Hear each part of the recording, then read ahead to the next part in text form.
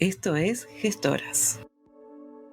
El podcast Gestoras te trae conversaciones con gestoras culturales del norte y del sur. Celebramos el trabajo de las gestoras latinas, compartiendo sus historias de éxito, desafíos y aprendizajes. Gestoras busca contribuir al desarrollo inclusivo y no discriminatorio en la gestión cultural. Los episodios alternan entre español e inglés cada semana. El episodio de hoy es en español. Today's episode is in Spanish. You can read an English language transcript of our episode on our website, or you can view it on YouTube with English language captions. Victoria Sánchez es directora de orquesta venezolana, presidenta de Victoria Sánchez International Music Foundation y fundadora de la academia Piano con Clase. Ha recorrido con su batuta gran parte del territorio venezolano y ha compartido su talento presentándose en las salas más prestigiosas de Europa, Asia y América Latina. Es de las figuras más destacadas del escenario musical venezolano por su sensibilidad, pasión y compromiso social. Actualmente es coordinadora del programa y red universitaria de extensionistas de la División de Extensión de la Cultura en la Universidad Autónoma del Estado de Hidalgo, México. Hola Victoria, qué gusto verte. Hola Jimena, el gusto es todo mío. Qué rico estar aquí en Gestoras Podcast 2023. Muchas gracias. Nosotras felices de que estés aquí, la maestra Victoria Sánchez, directora de orquesta. Te prometí antes que no iba a ser muy fangirl, pero soy muy fan tuyo. Hace un tiempo cuando mi hermano me mostró un video tuyo y dije, esta mujer es increíble, y con muchas ganas de conocerte. Y estoy feliz de que ahora otra gente te conozca, conozca de tu talento y de tu historia. Así que muchas gracias por hacer el tiempo de estar aquí con nosotros. No, gracias a ustedes por toda esta labor que están haciendo, que a veces es tan difícil poder mostrar lo que se hace y que mejor que este tipo de plataformas, ventanas y oportunidades para mostrarse con autenticidad, ¿no? Sí, es muy difícil. Las mujeres latinas, particularmente las mujeres líderes latinas en las artes, no son muy visibles. Se ve algunas artistas, ¿no? Particularmente en música comercial, pero no se ven las demás, ¿no? Entonces, Gestoras nace de esa idea de jerarquizar y mostrar el trabajo de las mujeres que están moviendo las cosas en la cultura. Y bueno, y tú ciertamente sos una de esas personas. Y quiero empezar contigo por el principio. La niña Victoria Sánchez. Contanos un poco, sé que tu papá no era músico formal, pero que ama mucho la música. ¿Cómo fueron tus años tempranos, familia con la música, y cómo es que ingresas al sistema como niña? Yo empecé la música a los 4 años en una escuela local. Vengo de un barrio bastante vulnerable en Caracas, Venezuela. Ninguno de los integrantes de mi familia es músico, pero mi papá tocaba un poquito de cuatro, que es como una guitarra pequeña, un instrumento típico de allá, y cantaba un poquito. Entonces, desde antes de nacer, ya él como que me tocaba un poquito en la pancita de mi mamá y esas cosas. Entonces, ya a los 4 años ellos quisieron empezar a desarrollar esa sensibilidad que yo estaba ya teniendo hacia la música y me inscribieron en una escuela local ahí en la comunidad. Luego empecé mis estudios formales de piano y luego conocí lo que es el Sistema Nacional de Orquestas y Coros Juveniles e Infantiles de Venezuela. Dentro del conservatorio donde estudié, pues ya había también orquestas del sistema como tal. Entonces fue allí donde entré en ese mundo. Imagínate, la primera vez que escuché la orquesta fue con la Titán de Gustav Mahler, la Sinfonía 1 de Mahler. Y el sonido era poderosísimo para hacer una orquesta juvenil, sonaba increíblemente bien y yo me enamoré entonces de ese sonido, de ese instrumento completo que es la orquesta como tal. ¿Qué edad tenías en ese momento? Ya a partir de los 9, 10, de los 9 para arriba, estaba ya en ese ambiente del conservatorio, más en ese ambiente de orquestas, incluso de coros. También había coros juveniles, coros infantiles. Entonces era música de cámara, era una experiencia más que sentarse en el aula a escuchar al maestro, era vivirla. Había que estar en el coro, había que hacer música de cámara y venían maestros increíbles y había que tener las obras listas, había que formar parte de la orquesta, era un requisito también. Entonces todo eso contribuyó a que me fuese enamorando y fuese viviendo desde adentro lo que significa ser parte del equipo de una orquesta. Así que tú estabas no solamente tocando un instrumento, aprendiendo un instrumento, sino que también estabas cantando Sí, y también formando parte del ensamble de la orquesta general. sí, de hecho era requisito, era parte de los requisitos en el conservatorio formar parte de estas actividades, de estas materias como tal. Además de las teorías de armonía, historia, análisis, todo este tipo de cosas, también en el sistema es parte fundamental vivir la orquesta, formar parte de la orquesta. ¿Cómo estaba eso conectado con tu educación formal, con tu educación académica? Es decir, ir al colegio, todo eso. ¿Cómo funciona eso con el sistema? Al principio yo estudié en un colegio de monjas, de puras chicas, era un colegio católico.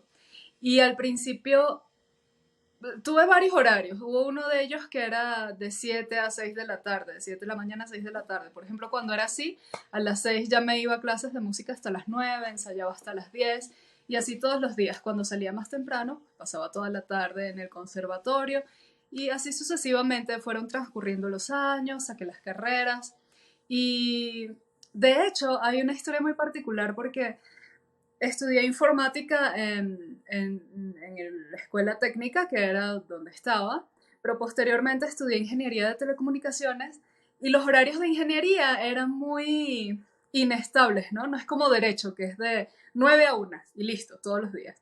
Los de ingeniería no, eran de 7 a 9, un hueco de 9 a 12, otra materia así. Y terminaba yo escapándome a los ensayos de la orquesta. Así que hubo un día en que le dije a mis papás, ya no más, yo me quiero dedicar a la carrera musical netamente, entonces por ahí me fui. Es una carga de trabajo enorme desde muy Sí. pequeña, de muchas responsabilidades muy pequeñas, pero tú la seguiste. Es decir, no es que estuviste un año, 2 años y dijiste basta, sino que seguiste haciendo todo ese volumen de trabajo hasta que te dedicaste por completo. Sí, sobre todo por los horarios y nunca se me hizo una carga, siempre he sido un poquito madrugadora y bastante ermitaña, ¿no? Entonces prácticamente no soy hija única. Tengo un hermano, pero mi hermano me lleva 15 años. Entonces prácticamente, pues, aparte de lo ermitaña y como que siempre estaba en mi mundo, entonces me ponía a hacer, hacer, hacer, pero cosas que Mm. disfrutar. Entonces mi vida no la siento como que era una carga de trabajo, sino que me gustaba hacer cosas así. Sí, y eso de ser, yo soy noctámbula y ermitaña, madrugadora Ah, de ninguna manera. Eso de ser ermitaña, ser una niña en tu mundo, soñadora, ¿cómo es eso en un ámbito de orquesta, donde estás rodeada de tanta gente y donde constantemente tenés que estar al tanto de qué están haciendo todas esas personas? sí, es muy curioso, son cosas que he tenido que cultivar dentro de la práctica orquestal como tal, pues ya hay un entrenamiento para eso. Sin embargo, a lo largo de mi vida he tenido, precisamente porque soy un poco más introvertida, aunque no lo parezca. Socialmente, a primera, puedo ser muy expresiva y tal, pero suelo prefiero estar en casa, por ejemplo, que salir a una fiesta, ¿no? Prefiero cenar en íntimo que irme a, no sé, de excursión, por ejemplo. Entonces, a lo largo de mi vida, hubo un momento en el que decidí estudiar, por ejemplo, actuación, hacer talleres, cursos de actuación, porque era la manera de yo poder tener la mayor cantidad de herramientas posibles para trabajar con grupos grandes de personas. Entonces eso me iba a nutrir a nivel de voz y dicción, de oratoria, de pararme en un escenario, de tener claridad y conciencia de cómo a veces manejar mi cuerpo también, ¿no? Y los pensamientos al momento de estar con la avalancha de información, porque justamente en la orquesta no solo trabajamos, son muchos elementos los que se ven, no solamente está el humano, la inteligencia emocional que tiene que estar a millón para poder, bueno, convencer a un gentío de que hagan lo que tú dices como tú dices, porque al final se trata de eso. También está el sonido, que debe ser como la principal ancla que uno debe tener, ¿no? El oído debe estar despiertísimo. Y así, cualquier cantidad de cosas, los equipos administrativos, el público, si son jóvenes los papás, entonces sí son muchos elementos. A través del teatro yo pude obtener varias de esas herramientas que hoy por hoy me ayudan en todo lo que tiene que ver con relaciones humanas. Y bueno, Qué buena estrategia esa. Yo tomé clases de actuación también por la misma razón. No soy directora de orquesta, pero yo también soy muy introvertida y durante gran parte de mi vida fui muy tímida. y tomé clases de actuación cuando empecé a dedicarme a la docencia, a dar conferencias, a hacer talleres y demás, y me daba Ok. cuenta que me faltaba poder desarrollar presencia, la voz, todas esas cosas, también por lo mismo, pero tu estrategia parece que fue mucho más profunda también en eso. Y me interesa ese salto, ¿no? Porque tú estabas en el sistema todos estos años, dejas tu carrera de informática para dedicarte a full. ¿Cuándo es que pasa ese cambio de ser instrumentista a ser directora? ¿Y cómo fue ese camino? La primera vez que fui a un curso de dirección fue en el año 2008 con un maestro que en ese momento no sé si todavía era director de director de la Filarmónica de Busan en Corea del Sur, Sun Kwak se llama él. Y yo sabía que iba a Venezuela, entonces pregunté a unos maestros y me dijeron que no podía ir porque era solo para chicos. Obviamente yo me molesté. Entonces, al día siguiente, él tenía un concierto y estaba de público el maestro Abreu, que es el fundador del sistema de Sí. orquesta, y yo le dije, maestro, me pasó esto y esto. ¿Cómo es posible, mi querida? Y al día, comuníquese no, se va a comunicar con usted tal persona. Y al día siguiente yo tenía pasajes, viáticos, hospedaje para ir al curso con el maestro, que era también en Oh, Venezuela, pero en otro estado. Allí, bueno, obvio, todos eran hombres, la mayoría eran hombres, muchos un poco mayores que yo, más de la generación de Gustavo Dudamel, del maestro Dudamel, de esa generación. Y fue mi primera experiencia, entonces ahí empezó, digamos, todo el tema de pararme frente a la orquesta ya como directora. Y yo me acuerdo, fue muy divertido, yo dirigía como un patito, así, así, como con la, en vez de decir así, hacía como así con los codos.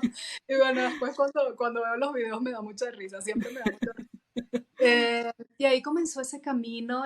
Ha sido muy arduo en el sentido de que sigue siendo exclusivo en su mayoría para hombres. Las orquestas profesionales no suelen dárselas a chicas. mm, Las suelen poner pero con orquestas infantiles, ¿no?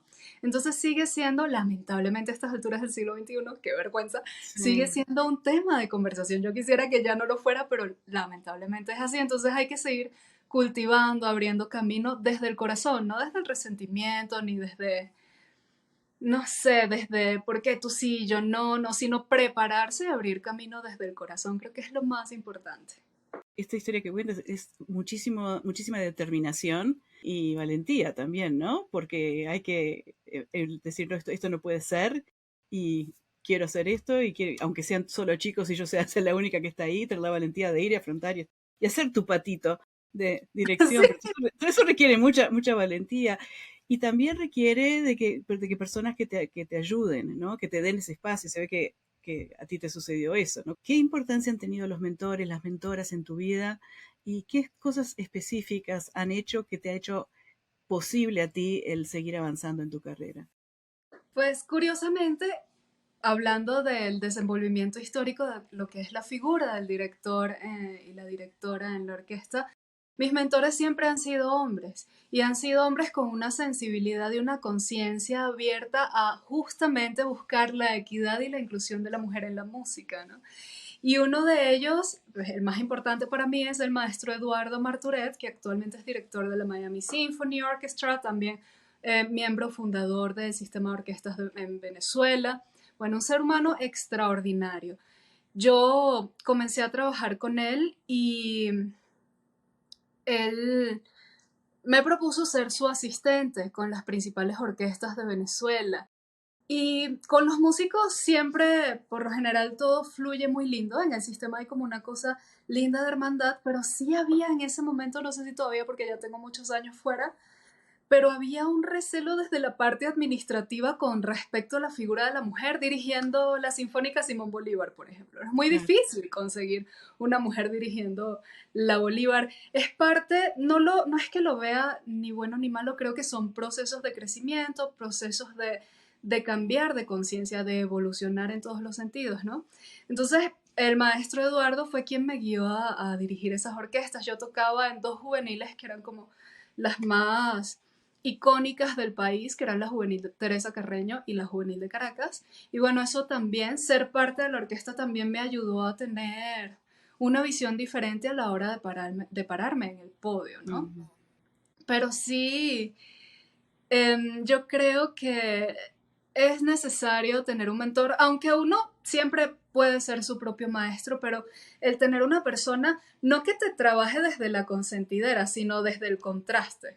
Sí. Esto no lo estás haciendo bien, o por esto y esto y esto y esto, ¿no? Entonces, que te cree un contraste para poder crecer, para poder nutrir todo lo que haces es valiosísimo, importante y vital, creo yo. Ujú.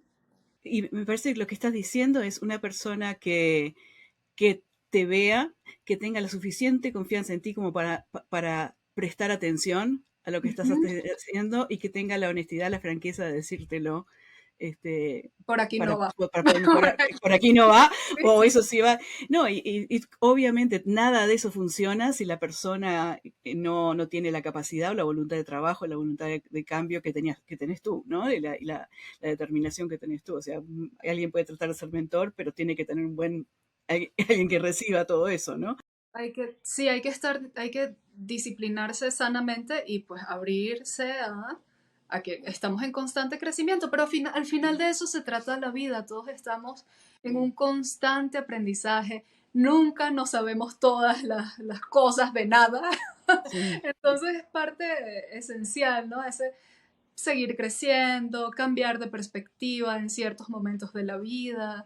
Hay momentos donde nos paramos y decimos, esto ya no me funciona, esto lo Mm. sigo manteniendo y adquiero otras cosas nuevas para el camino, ¿no? Creo que eso es parte de nuestro proceso acá. Sí. Bueno, eso de no saber todo, hablas por ti, porque yo sé todo. Bueno, y Victoria, eso que estás hablando del cambio, ¿no? El aprendizaje, el crecimiento constante, ¿cómo notas tú que a lo largo de tu carrera de directora ha cambiado tu forma de dirigir, no solamente la parte del aspecto técnico, pero en todos aspectos, tu forma de dirigir una orquesta? ¿Qué haces hoy que es diferente de la fase anterior, de anterior? ¿Y cómo informa tu personalidad y tu historia la forma en que dirigís una orquesta? Pues sí, por supuesto, gestualmente uno cambia. Creo que, por ejemplo, la primera vez que dirigí y veo los videos, hago esto, como un pollito, ¿no? Luego hubo una etapa más joven donde era más desbocada, más acelerada, ¿no? Como pura energía, que es muy latino y Sí, muy juvenil latino, justamente. sí. Y ahorita como que me siento, ahorita, no quiere decir que esté bien o mal, solo son Mm. procesos, creo. Ahorita me siento como más, eh, mientras menos haga, mejor, ¿no?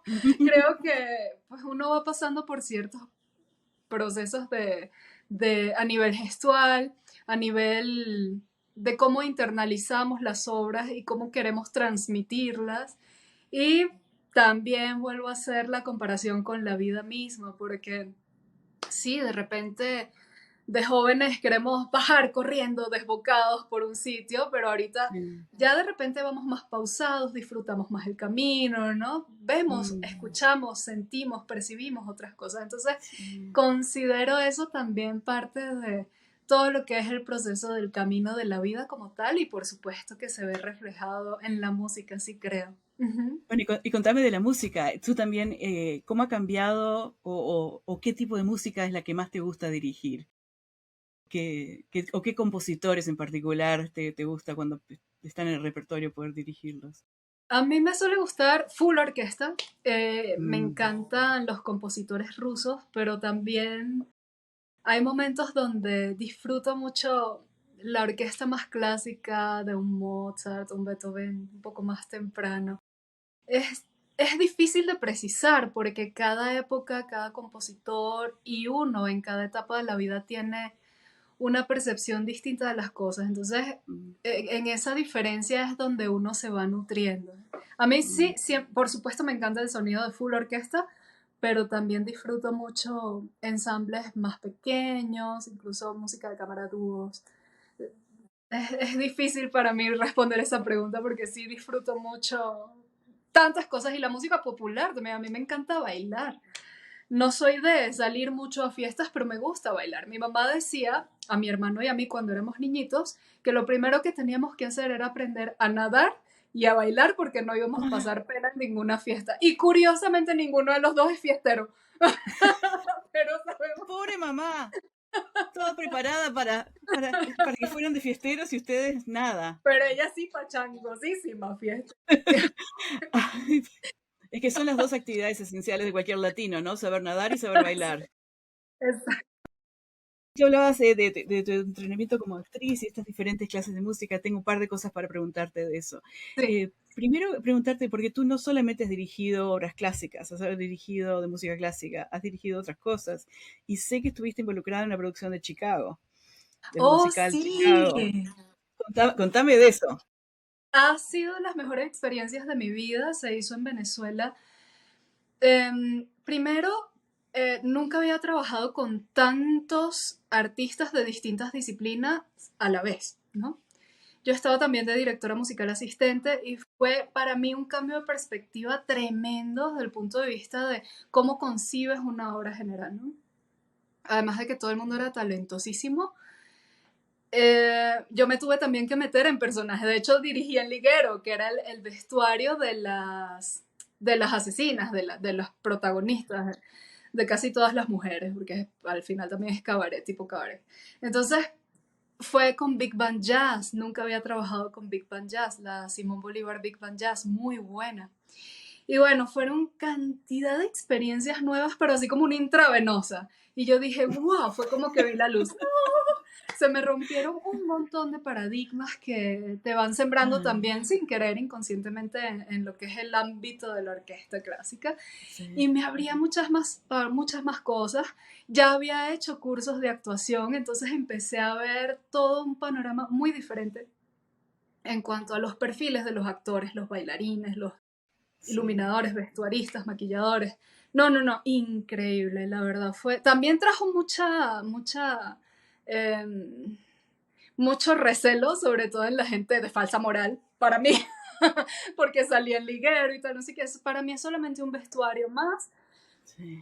Yo no me quedaría ahí, me quedaría más en lo que es el montaje de la obra como tal, el hecho de ensamblar Big Bang con cantantes, con bailarines, más que en el simple hecho del vestuario final, ¿no? Hay Sí. todo un trabajo atrás que es mucho más amplio. Entonces yo me quedo más con eso que con la gente que pueda decir, ay, pero salió dirigiendo en liguero. Es como, bueno, puedo salir en frac, liguero, como sea, pero sigo siendo yo, se sigue siendo el trabajo y eso es lo valioso, ¿no? Pero yo lo disfruté tanto, fue tan exitoso en Venezuela ese musical. Era un proyecto de Broadway en español y de verdad estuvo fantástico. Ha sido, no por haber participado, pero el mejor musical al que he podido asistir en mi vida. Bueno, y ves todo lo que sacaste de eso, ¿no? Para mí la falsa moral lo único que hace es quitarle la diversión a todo, a la vida, y no ayuda a nadie, ni siquiera a los de falsa moral, ¿no? Y Sí, tú, directora, música clásica entrenada, clásica ya directora, y que hasta todo esto lo que, no solamente lo que lo disfrutaste, sino lo que te sí. sirvió para pensar, para ampliarte, para progresar. Así que Además se me hacía un poquito corto de, se me hace un poquito inculto también el comentario, porque bueno, el musical tiene una estética como tal. Si hablamos de otro musical, pues tiene otro vestuario, yo hubiese salido con otra dinámica, pero bueno, este tiene ciertas particularidades, cierta estética y cierta dirección general que hay sí, que, claro. que abordar y pues se hace equipo en resaltar la visión del director general del Claro. musical, ¿no? Ujú. Claro, sí. Y en esto que estás hablando de cómo presentarse, la segunda pregunta que tenía para ti es justamente de eso. Tú hiciste las clases estas de actuación para poder proyectar y presentarte ante una orquesta, y leí en una nota que te hicieron hace poco que tú hablabas de que habías tenido que ocuparte como mujer de ciertas cosas al dirigir una orquesta que un hombre de repente no tiene ni que pensar o ni que hacer, y hablaste de la casualidad y otras cosas. ¿Qué son esas cosas de las que te tuviste que ocupar y por qué? ¿Cómo lo haces? Un simple ejemplo es el primer momento que uno sale backstage al podio para el primer ensayo. Ujú. No es lo mismo cómo te ven, qué ropa tienes, cómo te peinaste, cómo te maquillaste. A un hombre no le ven nada de eso. Él sale y se para y ya.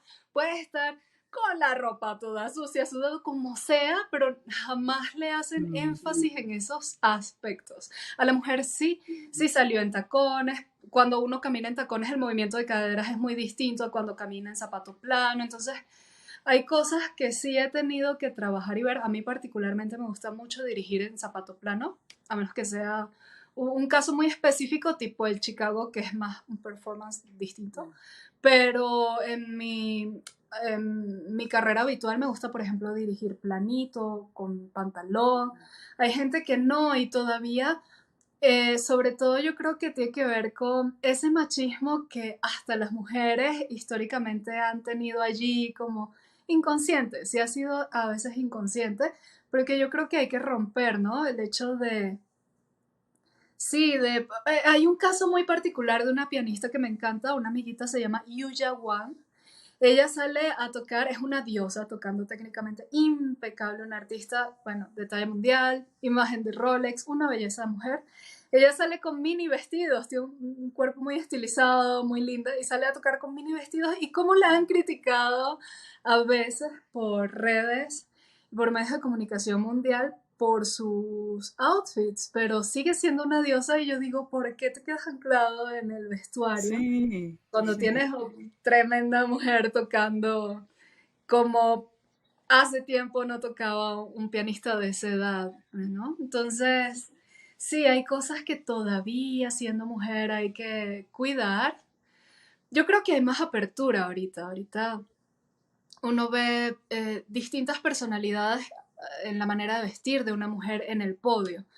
Al final la manera de vestir no te dice, quizás no te defina en esencia, pero es parte de lo que comunica, de lo Mm. que nos permite comunicarnos como seres humanos, ¿no? Yo lo veo un poquito como una manera de expresarse. Entonces, ahora creo que hay un poquito más de apertura en ese sentido, pero hace unos poquísimos años, bueno, tener tacones, estar muy ceñida, todavía seguía siendo un punto para escribir en medios y todo eso. Entonces sí, creo que ha cambiado, pero todavía sigue siendo un poquito álgido. Es bien importante eso que decís, de que el presentarte con la ropa que te queda cómoda, con lo que las cosas que tú sentís que te reflejan tu personalidad, es una forma de ser muy sincera con la orquesta y con el público de quién sos, ¿no?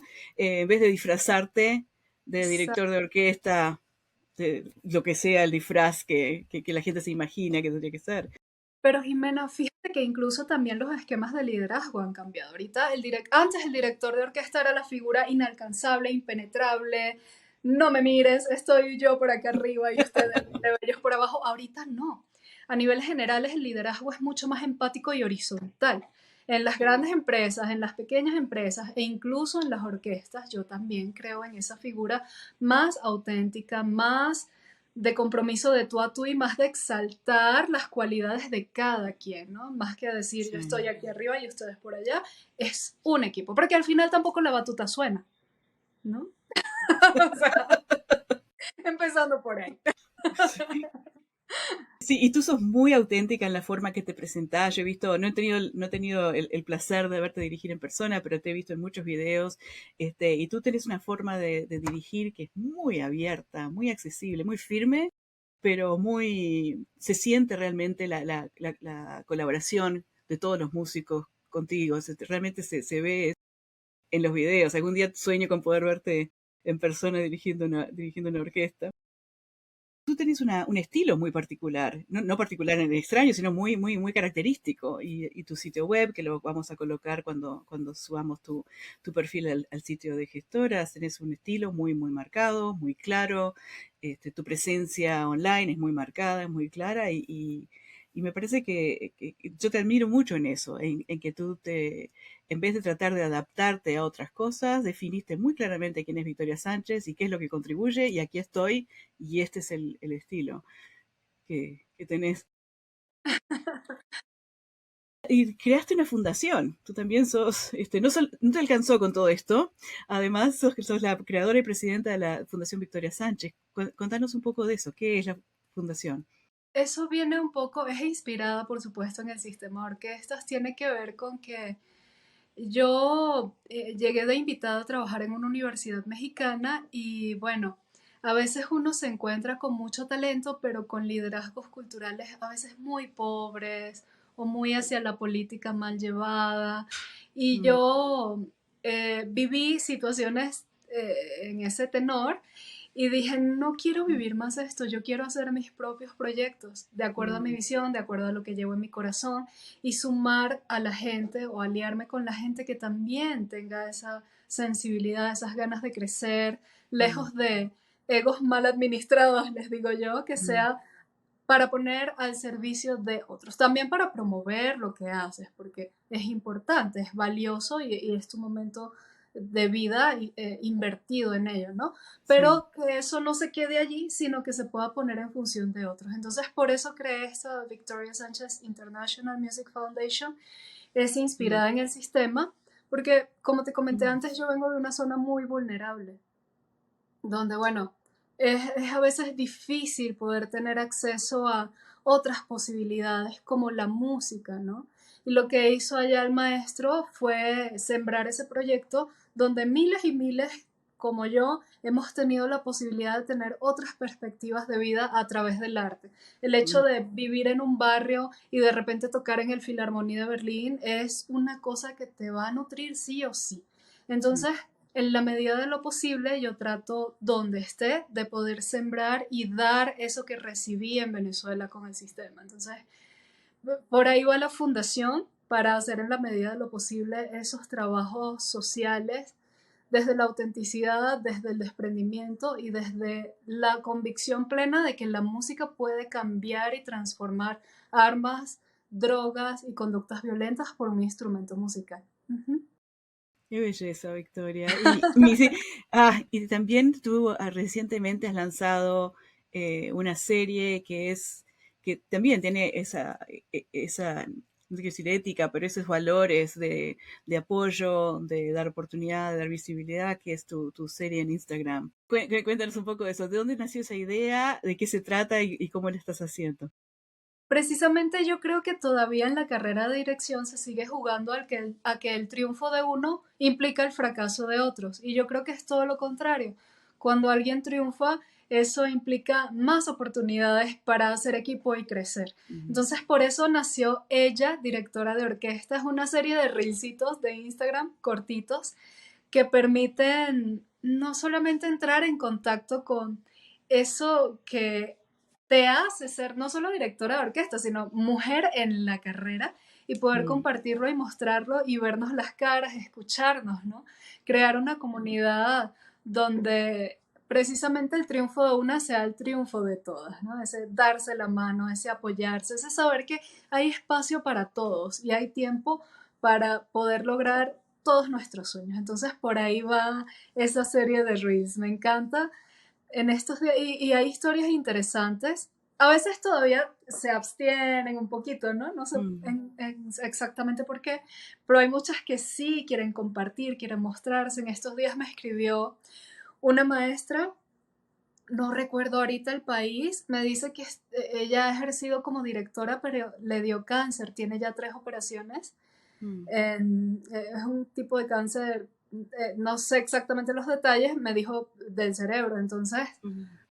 ella me decía, pero no tengo ahorita cabello, voy a parecer así. Yo le digo, maestra, mientras se muestre, o sea, usted sigue siendo usted con, sin cabello, Sí, con lo que tenga puesto.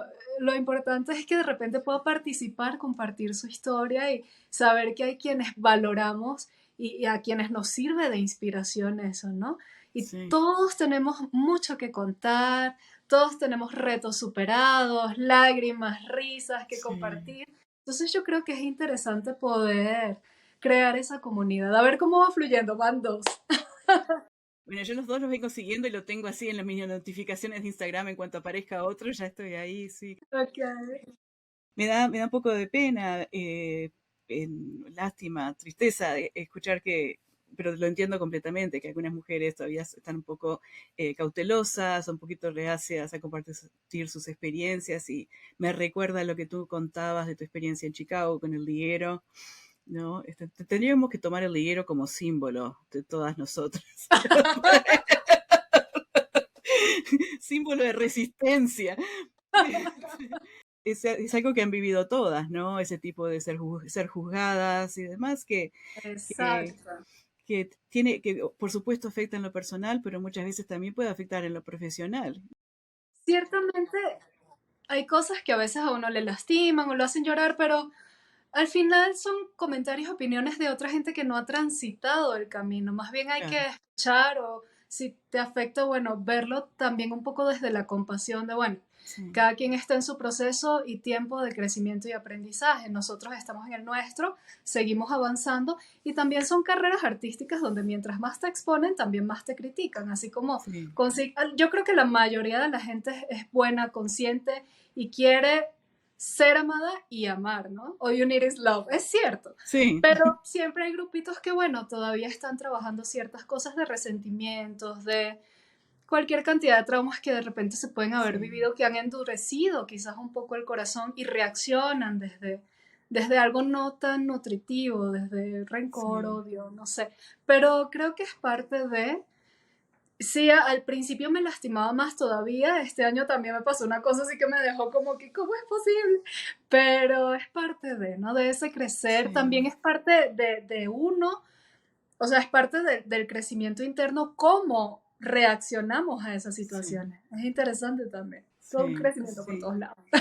Sí, y cuanto más visibilidad tienes, y sobre todo si estás en posiciones de liderazgo como la tuya, es más, gente hay que te ve y más sé que se siente, más personas que se pueden sentir esas heridas que llevan, pueden sentir esas heridas que llevan, esos endurecimientos, es como que un disparador, ¿no? El ver a alguien que está tan cómoda siendo sí misma, que está tan en paz consigo misma, que está siguiendo sus sueños, que está no dejándose, no dejándose detener por cosas, eso para gente que tiene heridas profundas y que tiene, que no las ha procesado, que no ha avanzado un poco en el procesamiento, puede ser algo casi visto como una agresión, ¿no? Y creo que responden así, pero no tiene nada que ver contigo. No, no, y al final el mostrarse también ha llevado previamente todo un trabajo interno. Claro, ¿No? Que es claro. lo que nos suele verse, como el meme del iceberg, ¿no? Uno ve la Sí, puntita, pero no ve todo lo que igual. sí, Entonces, bueno, es cuestión de aprender a cómo manejarlo, aprender a que no nos definen las opiniones de otros y a sí, saber que es nuestro camino, nuestra vida y que nadie lo va a vivir por nosotros. sí, Mientras no estemos atentando contra alguien o de alguna manera agrediendo sí. ciertas cosas básicas, yo creo que es mejor concentrarse en vivir el camino desde la plenitud, el agradecimiento, el amor. Ujú. ¿Siempre pensaste así o fue algo que tuviste que aprender? No, siempre he sido así, medio. Sí lo he trabajado más, pero sí desde niña, sí, sí, sí. Te puedo decir que sí he sido como en esencia igual. Ahora lo trabajo más conscientemente, me doy cuenta de cómo reacciono a ciertas cosas y digo, de niña también reaccionaba así. De repente ahora, una vez me lanzaron un proyecto, era un proyecto de orquesta sinfónica de jóvenes latinoamericanas. Ajá. Y una vez una persona me dijo, esto es como hacer una orquesta de gays y me lanzó la carpeta.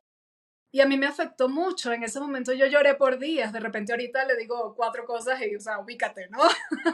Mm. Por ejemplo, uno sí cambia de repente la manera de reaccionar, pero en esencia creo que sí, siempre es igual. ¿Qué es lo que querían decir con eso? No lo sé, pero el gesto fue súper despectivo, la frase fue Sí, súper despectiva, yo estaba muy jovencita, sí, entonces en vez de reaccionar y hacerle frente, me quedé así, yo soy bien llorona, entonces me quedé así como llorando, ya luego ya lo veo de manera diferente, digo, estaba hablando desde cualquier cantidad de carencias y prejuicios que tenía, ¿no? claro, claro. Pero un proyecto de jóvenes latinoamericanos es hermoso. Pero ouch en el momento, ¿no? Sí, Auschwitz también tiene que ver con pues la madurez que uno va adquiriendo durante la vida, ¿no? Sí, sí, sí, sí, cualquier cantidad de vivencias que te nutren también para llevar una dirección de una orquesta. Y hablando de nutrición, no vamos a hablar de comida, pero de nutrición, ¿qué cosas te nutren a ti, a Victoria Sánchez? ¿De qué cosa, de dónde viene tu fuerza? ¿De dónde sacas esa energía y tu fuerza para hacer lo que haces? ¿Qué es lo que, En el día a día, en lo que sea, qué es lo que te alimenta tu alma? ay, poder trabajar la música en función de otros me encanta. Ese hecho de que la música trasciende fronteras me motiva mucho. Me motiva mucho pues, la gente cercana que amo, mis padres, mi pareja, ¿no? Mi hermano, son como mi motorcito.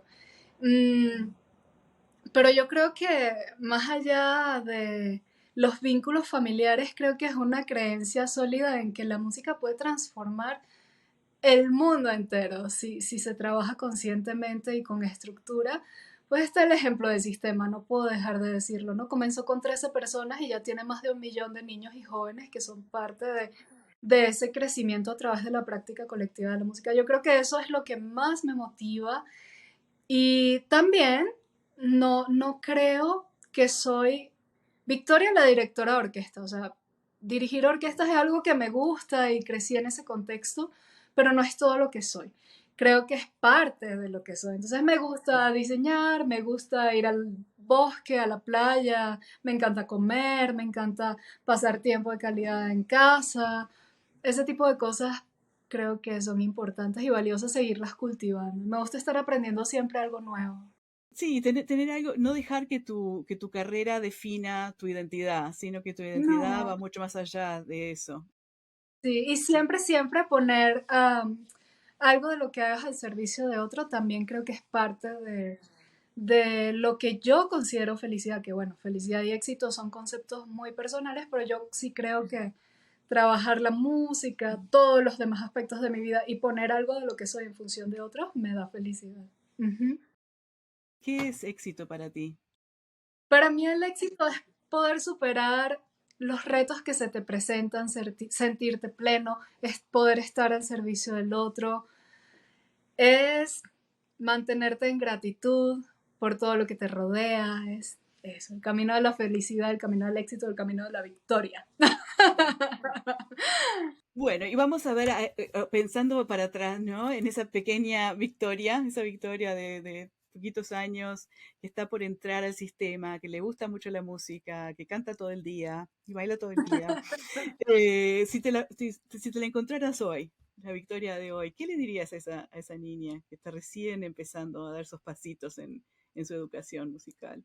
Ay, que siguiera siempre su corazón, que no tenga miedo a tomar las decisiones que vaya a tomar, que que todo es bien cuando estás desde la gratitud, desde el amor y que no pierda nunca su esencia y su autenticidad. Creo que me siento bien ahorita si le dijera eso y creo que lo he cumplido también. Eso es muy buen consejo para las pequeñas victorias, que me parece que te escuchó. Sí, yo creo que sí. Yo creo que le llegó el mensaje. Que te había comentado a todas las gestoras, les pedimos que dejen una pregunta para que responda alguna otra. Y la pregunta que te corresponde a ti es de Stephanie Ibarra. ¿Cuál te gustaría que fuera tu legado? Una vez que Victoria Sánchez pase por este mundo, ¿qué te gustaría haber dejado atrás como legado? Pues me gustaría dejar espacios donde, al igual que yo, otros niños y jóvenes también puedan incursionar en la música y desarrollarse a todo nivel, sobre todo a nivel espiritual, a través del arte. Digo la música porque es el arte en colectivo. Primero es el más sublime, un poco más abstracto porque pasa en el momento y se fue, ¿no? Pero todo Mm. lo que nutre es infinito. Entonces, dejar espacios de crecimiento a través de la práctica colectiva de la música creo que me gustaría que ese fuese mi legado. Estoy trabajando en ello también. Yo creo que desde niña, ahorita más con la fundación como estructura, pero siempre me ha movido, siempre, siempre, siempre. Ujú. Así que estás trabajando en forma coherente y sostenida hacia ese legado, ¿no? Me parece. Y no me importa ir con afán, solo ir disfrutando el camino. No es que quiero las cosas para allá, sino que se vayan sembrando y se cultiven y se cosechen cuando toque. Y bueno, ¿y qué pregunta te gustaría dejar a ti para que conteste alguna otra? Puede ser qué te hace ser auténtica, qué te hace ser quien eres o cómo defines quién eres en 3 palabras. Uy, me encanta eso. Maestra Victoria Sánchez, muchísimas gracias por darnos tu tiempo, y todas estas palabras y consejos y visiones detrás de las cortinas, de las bambalinas, de lo que es tu vida. Un placer conversar contigo. Muchas gracias, Jimena, al equipo de Gestoras Podcast en estas ediciones de 2023. Qué honor, qué lujo y qué rico poder compartir. Qué rico poder ser de la mano con ustedes. Más honor para nosotros y muy, muy felices de haberte por fin conversado contigo. Sí, muchas gracias. Esto fue Gestoras. Este episodio de Gestoras fue presentado por mí, Jimena Varela, y producido por Cecilia Ibañer. Fue grabado en Pachuca de Soto, Hidalgo, México, y Washington, D.C., Estados Unidos. El diseño es de Vía Silva. La música es Hace que exista, de Eli Almic. Gestoras es presentado por el Programa de Gestión Cultural de American University en Washington, D.C., que hace 50 años ha preparado a líderes en el arte y la cultura, construyendo un mundo mejor. Por más información, consulta artsmanagement.american.edu. Encuéntranos en YouTube en Gestoras y en Instagram y Facebook en Gestoras Podcast. Gracias por escucharnos.